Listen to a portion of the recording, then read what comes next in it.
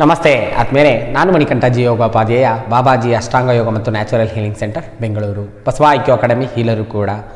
ಅನೇಕರಿಗೆ ಫ್ರಿಜನ್ ಶೋಲ್ಡರ್ ಆಗಿದೆ, ಶೋಲ್ಡರ್ನಲ್ಲಿ ಬಿಗಿತ್ವತೆ ಇದೆ, ಕೈ ಈ ರೀತಿ ಹಿಂದೆ ಮಾಡಲಿಕ್ಕಾಗ್ತಿಲ್ಲ, ಕೈ ಹಿಂದೆ ಹೋಗ್ತಿಲ್ಲ, ಕೈ ಮೇಲೆತ್ತಲಿಕ್ಕಾಗ್ತಿಲ್ಲ, ತೀವ್ರವಾಗಿ ಅಲ್ಲಿ ನೋವಿದೆ, ಬಿಗಿತ್ವತೆ ಇದೆ.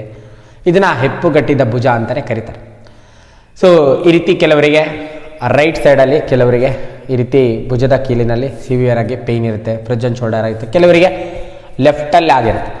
ಈ ರೀತಿ ಸಮಸ್ಯೆಯಿಂದ ಯಾರು ಬಳಲ್ತಾ ಇದ್ದಾರೆ, ಫ್ರಿಜನ್ ಶೋಲ್ಡರ್ ಆಗಿದೆ, ಹೆಪ್ಪುಗಟ್ಟಿದ ಭುಜ ನಿಮ್ಮದಾಗಿದ್ದರೆ, ಸೊ ಭುಜದ ಕೀಲು ಸರಾಗವಾಗಿ ಕೈ ಹಿಂದೆ ಹೋಗ್ತಿಲ್ಲ, ಕೈ ಮೇಲೆ ಹೋಗ್ತಿಲ್ಲ ಅನ್ನೋರಿಗೆ ರಿಫ್ಲೆಕ್ಸಲ್ಲಿ ಆಕ್ಯುಪ್ರೆಷರ್ ಮಾಡೋದು, ಹಾಗೆ ರಿಫ್ಲೆಕ್ಸಲ್ಲಿ ಕಲ್ಲರ್ ಹಾಕೋದು, ನೈಟ್ ಟೈಮು ಸೀಡನ್ನು ಹಾಕೋದು ರಿಫ್ಲೆಕ್ಸಲ್ಲಿ, ಹಾಗೆ ಒಂದು ಸರಳವಾಗಿರ್ತಕ್ಕಂಥ ಎಕ್ಸಸೈಸು ಕೂಡ ಈ ವಿಡಿಯೋದಲ್ಲಿ ತೋರಿಸ್ಕೊಡ್ತೀನಿ.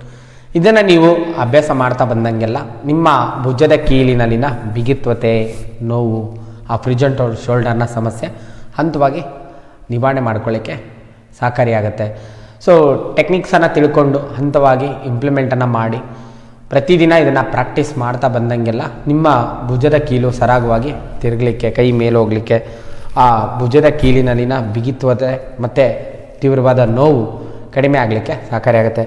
ರಿಫ್ಲೆಕ್ಸ್ ಅಂತ ಬಂದಾಗ ಸುಜೋಕ್ನ ಚಾಟ್ನ ಮುಖಾಂತರ ಇದು ದೇಹದ ಮುಂಭಾಗ, ಇದು ದೇಹದ ಹಿಂಭಾಗ. ಶೋಲ್ಡರ್ ಅಂತ ಬಂದಾಗ ನಿಮಗೆ ಎಡಗೈಯಲ್ಲಿ ಶೋಲ್ಡರಲ್ಲಿ ಫ್ರಿಜನ್ ಶೋಲ್ಡರ್ ಆಗಿದೆ, ಎಡಗೈಯ ಶೋಲ್ಡರಲ್ಲಿ ಪ್ರಾಬ್ಲಮ್ ಇದೆ ಅಂದಾಗ ಎಡಗೈನ ತೋರು ಬೆರಳು ಇಲ್ಲಿ ಮಡಿದಾಗ ಈ ರೀತಿ ಗಿಣ್ಣು ಥರ ಇದೆಯಲ್ಲ, ಇಲ್ಲಿ ಊದ್ಕೊಂಡಂಗಿದೆ ನೋಡಿ, ಈ ಭಾಗವನ್ನು ಸುಜೋಕೋ ಜಿಮ್ಮಿಯಿಂದನೋ ಅಥವಾ ಪೆನ್ನಿಂದನೋ ಇಲ್ಲಿ ಈ ರೀತಿ ಅಕ್ಯುಪ್ರೆಷರ್ ಮಾಡ್ತಾ ಬರೋದು.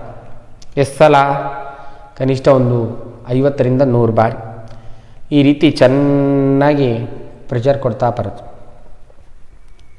ಇಲ್ಲಿ ಲೆಫ್ಟ್ ಸೈಡಲ್ಲಿ ನಿಮಗೆ ಫ್ರಿಜನ್ ಶೋಲ್ಡರ್ ಆಗಿದೆ, ಲೆಫ್ಟು ಭುಜದ ಕೀಲಿನಲ್ಲಿ ತೀವ್ರವಾದ ಬಿಗಿತ್ವತೆ ಇದೆ, ನೋವಿದೆ ಅಂದಾಗ ಎಡಗೈನ ತೋರು ಬೆಳಲ್ ಮಾಡೋದು. ಅದೇ ನಿಮಗೆ ಬಲಭುಜದ ಕೀಲಿನಲ್ಲಿ ಬಿಗಿತ್ವತೆ ಇದೆ, ಬಲಗಡೆ ಫ್ರಿಜನ್ ಶೋಲ್ಡರ್ ಆಗಿದೆ ಅಂದಾಗ ಬಲಗೈನ ತೋರು ಬೆರಳಲ್ಲಿ ಇಲ್ಲಿ ಈ ಕೊನೆಯಲ್ಲಿ ಅಕ್ಯುಪ್ರೆಷರ್ ಮಾಡೋದು. ಈ ರೀತಿ ಚೆನ್ನಾಗಿ ಈ ರೀತಿ ಪ್ರೆಷರ್ ಕೊಡ್ತಾ ಬರೋದು. ಯಾರಿಗಾರ ಫ್ರಿಜನ್ ಶೋಲ್ಡರ್ ಆಗಿದೆ ಸಿವಿಯರ್ ಆಗಿ ಅಲ್ಲಿ ಜಾಸ್ತಿ ಪೇಯ್ನ್ ಇರುತ್ತೆ. ಈ ರಿಫ್ಲೆಕ್ಸಲ್ಲಿ ಪ್ರೆಷರ್ ಕೊಡ್ತಾ ಬರೋದು. ಪ್ರೆಷರ್ ಕೊಡ್ತಾ ಬರೋದಾಗೆಲ್ಲ ನಿಮಗೆ ನೋವು ಕಮ್ಮಿ ಆಗುತ್ತೆ. ಅದೇ ರೀತಿ ಡೇ ಟೈಮಲ್ಲಿ ಈ ಅಕ್ಯುಪ್ರೆಷರ್ನ ಮಾಡಿ ತದನಂತರ ಕಲರ್ ಥೆರಪಿನ ಯೂಸ್ ಮಾಡೋದು. ಸಿವಿಯರ್ ಆಗಿ ತುಂಬ ಪೇಯ್ನ್ ಇದೆ ಅಂದಾಗ ಸ್ಕೈ ಬ್ಲೂ ಕಲರನ್ನು ಯೂಸ್ ಮಾಡಿ ನೋಡಿ. ಭುಜದ ಕೀಲು ಅಂತ ಬಂದಾಗ ಕೈ ಹಿಂದಾಗಬೇಕು, ಕೈ ಮೇಲೆ ಹೋಗಬೇಕು, ಕೈ ಸರಾಗವಾಗಿ ತಿರುಗಬೇಕನ್ನ. ಯೋಗಾಸನದ ಅಭ್ಯಾಸದಲ್ಲಿ ಪಶ್ಚಿಮ ನಮಸ್ಕಾರ ಆಸನ ಅಂತ ಮಾಡಿಸ್ತಾರೆ. ಹಂಸ ಮುದ್ರೆ, ಪಶ್ಚಿಮ ನಮಸ್ಕಾರ ಅಥವಾ ಅಂಜಲಿ ಮುದ್ರೆ ಅಂತ. ಹೇಗೆ ಎದೆ ಮುಂಭಾಗದಲ್ಲಿ ಈ ರೀತಿ ನಮಸ್ಕಾರ ಮಾಡ್ತಾರೋ ಕಂಪ್ಲೀಟ್ ಹಿಂದಗಡೆ ನಮಸ್ಕಾರ ಮಾಡೋದು, ಕೈ ಹಿಂದೆ ತಂದು, ಆ ರೀತಿ ಎಲ್ಲ ಆಸನಗಳ ಅಭ್ಯಾಸ ಮಾಡ್ತಾರೆ. ಫ್ರಿಜನ್ ಶೋಲ್ಡರ್ ಆಗಿದ್ದರೆ ಅವರಿಗೆ ಅದು ಕಷ್ಟ ಸಾಧ್ಯ. ಸೊ ಇಲ್ಲಿ ನಿಮಗೆ ಸಿವಿಯರ್ ಆಗಿ ಪೇಯ್ನ್ ಇದ್ದರೆ ಸ್ಕೈ ಬ್ಲೂ ಕಲರ್ನ ಯೂಸ್ ಮಾಡೋದು. ಆ ರೀತಿ ಕೈ ತಿರುಗ್ತಾ ಇಲ್ಲ, ಸರಾಗವಾಗಿ ಮೂಮೆಂಟ್ ಆಗ್ತಾ ಇಲ್ಲ ಅಂದಾಗ ರೆಡ್ ಕಲರನ್ನು ಯೂಸ್ ಮಾಡಿ. ಅಂದರೆ ಅದು ಡೈರೆಕ್ಷನನ್ನು ಇಂಪ್ರೂವ್ ಮಾಡುತ್ತೆ. ಡೈರೆಕ್ಷನ್ ಮಿಸ್ ಆಗಿದರೆ ಸರಿಪಡಿಸುವಲ್ಲಿ ರೆಡ್ ಕಲರ್ ಹಾಕು. ತೀವ್ರವಾಗಿ ಬಿಗಿತ್ವತೆ ಇದೆ ನೋಡಿ, ಎಲ್ಲ ಕೀಲು ಸರಾಗವಾಗಿ ತಿರುಗಬೇಕು ಅಂದರೆ ಅಲ್ಲಿ ಆಕಾಶ ತತ್ವ ಇರಬೇಕು. ಕೈ ತಿರುಗ್ತಾ ಇಲ್ಲ, ಕೈ ಮೇಲೆ ಹೋಗ್ತಿಲ್ಲ, ಕೈ ಹಿಂದೆ ಬರ್ತಿಲ್ಲ ಅಂತಂದೆಲ್ಲಾಗ ಆಕಾಶ ತತ್ವ ಕಮ್ಮಿ ಇರುತ್ತೆ. ಅದಕ್ಕೆ ನೀವು ಪರ್ಪಲ್ ಕಲರನ್ನು ಯೂಸ್ ಮಾಡೋದು. ಹಿಂದೆ ಎಡೆಗೆ ನೋಡಿ, ಈ ರಿಫ್ಲೆಕ್ಸಲ್ಲಿ ಕಲರ್ ಹಾಕೋದು. ಇಲ್ಲಿ ಹಿಂದೆಗಡೆ ಎಕ್ಸಾಕ್ಟಾಗಿ ಈ ಭಾಗಕ್ಕೆ ಕಲರ್ ಹಾಕೋದು, ಅಥವಾ ಕಂಪ್ಲೀಟ್ ಈ ಜಾಯಿಂಟಿಗೆ ಕೂಡ ಕಲರ್ ಹಾಕ್ಬೋದು. ಈ ರೀತಿ ಕಲರ್ ಹಾಕೋದು. ಸ್ಕೈ ಬ್ಲೂ ಕಲರ್ ಹಾಕಿದ್ದೀನಲ್ಲ ಆ ಥರ. ನಿಮಗೆ ಲೆಫ್ಟ್ ಶೋಲ್ಡರಲ್ಲಿ ಪೇಯ್ನ್ ಇದ್ದರೆ ಎಡಗೈನ ಇಂಡೆಕ್ಸ್ ಫಿಂಗರು ಇಲ್ಲಿ ಶೋಲ್ಡರ್ ರಿಫ್ಲೆಕ್ಸಿಗೆ ಕಲರ್ ಹಾಕೋದು. ಒನ್ ಡೇ ಸ್ಕೈ ಬ್ಲೂ ಹಾಕಿ, ಒನ್ ಡೇ ರೆಡ್ ಕಲರ್ ಹಾಕಿ, ಒನ್ ಡೇ ಪರ್ಪಲ್ ಕಲರ್ ಕೂಡ ಹಾಕಿ. ಈ 3 ಕಲರನ್ನು ಯೂಸ್ ಮಾಡಿ. ಇದು ನೋವನ್ನು ನಿವಾರಣೆ ಮಾಡುತ್ತೆ, ಇದು ಸ್ಪೇಸನ್ನು ಕ್ರಿಯೇಟ್ ಮಾಡುತ್ತೆ, ಇದು ಡೈರೆಕ್ಷನ್ನ ಸರಿಪಡಿಸುವಲ್ಲಿ ರೆಡ್ ಕಲರ್ ಸಹಕಾರಿಯಾಗಿದೆ. ರೈಟ್ ಸೈಡಲ್ಲಿ ಆಗಿತ್ತು ಅಂದರೆ ಸೇಮ್, ರೈಟ್ ಇಂಡೆಕ್ಸ್ ಫಿಂಗರಲ್ಲಿ ಈ ಭಾಗಕ್ಕೆ ನೀವು one day purple, one day sky blue, one day red ಕಲರನ್ನು ಹಾಕೋದು. ಈ ರೀತಿ ಕಲರ್ ಹಾಕಿಬಿಟ್ಟು 3-4 ತಾಸು ಬಿಡಿ, ತದನಂತರ ಅಳಿಸಿ, ಕಂಪ್ಲೀಟಾಗಿ ಅಳಿಸೋದು ನೋಡಿ. ಈ ರೀತಿ ಹಾಕಿದ್ದೀನಿ ನೋಡಿ, ಸ್ಕೈ ಬ್ಲೂ ಹಾಕಿದ್ದೀನಿ, ಇಲ್ಲಿ ರೆಡ್ ಹಾಕಿ ತೋರಿಸಿ. ಸೊ ಒಂದಿನ ರೆಡ್ ಹಾಕ್ತೀರಾ, ಒಂದಿನ ಪರ್ಪಲ್ ಹಾಕ್ತೀರಾ, ಒಂದಿನ ಸ್ಕೈ ಬ್ಲೂ ಕಲರನ್ನು ಹಾಕೋದು.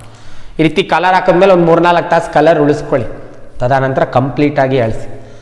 ಸೊ ಈ ರೀತಿ ಕಲರ್ ಆಗ್ತಾ ಬರೋದು, ಈ ಜಾಯಿಂಟ್ ಸುತ್ತನೂ ಹಾಕ್ಬೋದು ಅಥವಾ ಇಲ್ಲಿ ಹಿಂದೆ ಎಕ್ಸಾಕ್ಟಾಗಿ ಇಲ್ಲ ಈ ಸುತ್ತ ಕೂಡ ಹಾಕ್ಬೋದು, ರಿಂಗ್ ಟೈಪ್.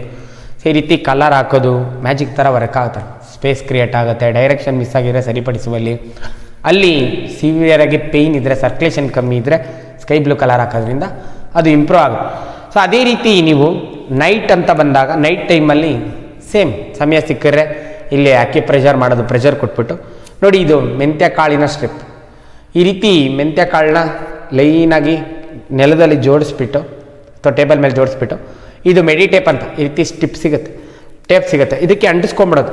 ಈ ರೀತಿ ಸ್ಟ್ರಿಪ್ ಥರ ಅಂಟಿಸ್ಕೊಂಡ್ಬಿಟ್ಟು ಈ ಜಾಯಿಂಟ್ ಸುತ್ತ ನಿಮಗೆ ಎಡಗಡೆ ಅಂದಾಗ ಎಡಗೈ ತೋರ್ಬೇಳಲ್ಲಿ ಕೊನೆಯಲ್ಲಿ ಈ ಜಾಯಿಂಟ್ ಸುತ್ತ ನೀವು ಮೆಂತ್ಯ ಕಾಳನ್ನ ಟೇಪ್ ಹಾಕೋದು, ಸ್ಟ್ರಿಪ್ ಹಾಕೋದು.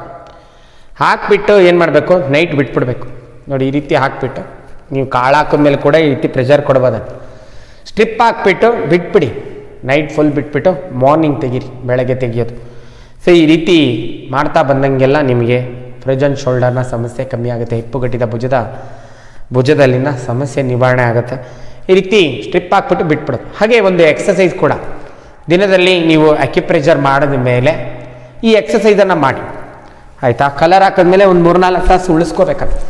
ಸೊ ಈ ರೀತಿ ಗೋಡೆ ಬದಿಗೆ ಬನ್ನಿ, ನಿಮಗೆ ಬಲಗಡೆ ಭುಜದ ಕೀಲಲ್ಲಿ, ಇಲ್ಲಿ ಬಲದ ಭುಜದ ಕೀಲಲ್ಲಿ ನಿಮಗೆ ಫ್ರೋಜನ್ ಶೋಲ್ಡರ್ ಆಗಿದ್ರೆ, ಭುಜದ ಕೀಲಲ್ಲಿ ಬಿಗಿತ್ವತೆ ಇದ್ದರೆ ಈ ರೀತಿ ಗೋಡೆ ಬದಿಗೆ ನಿಲ್ಲಿ, ಕೈ ಮೇಲೆ ತರಬೇಕು. ನೋಡಿ, ಒಮ್ಮೆ ಹಸ್ತವನ್ನು ಗೋಡೆ ಬದಿಗೆ, ಒಮ್ಮೆ ಹಸ್ತವನ್ನು ಹೊರ ಬದಿಗೆ. ಈ ರೀತಿ ಎಷ್ಟು ಒಂದು 30ರಿಂದ 50 ಬಾರಿ ಈ ರೀತಿ ನೋಡಿ, ಹೀಗೆ ಹೀಗೆ ಹೀಗೆ ಹೀಗೆ ಹೀಗೆ ಹೇಗೆ ಈ ರೀತಿ ಮೂಮೆಂಟ್ ಮಾಡೋದು. ಈ ರೀತಿ ಹಸ್ತನ ಗೋಡೆ ಬದಿಗೂ ಹೊರಮುಖವಾಗಿ ಅಂಗೈನ ಮಾಡ್ತಾ ಬರೋದು.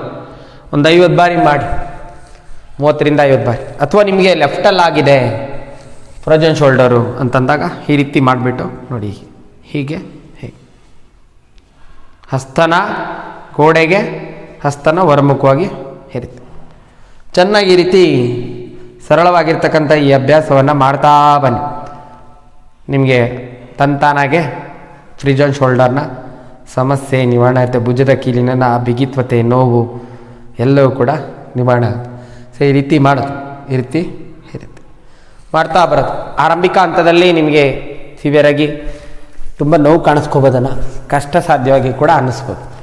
ಸೊ ನೀವು ಮಾಡ್ತಾ ಮಾಡ್ತಾ ಬಂದಂಗೆಲ್ಲ ಹಂತವಾಗಿ ನಿಮ್ಮ ಭುಜದ ಕೀಲುಗಳು ಸರಾಗವಾಗಲಿಕ್ಕೆ ಶುರುವಾಗುತ್ತೆ, ನೋವು ನಿವಾರಣೆ ಆಗುತ್ತೆ.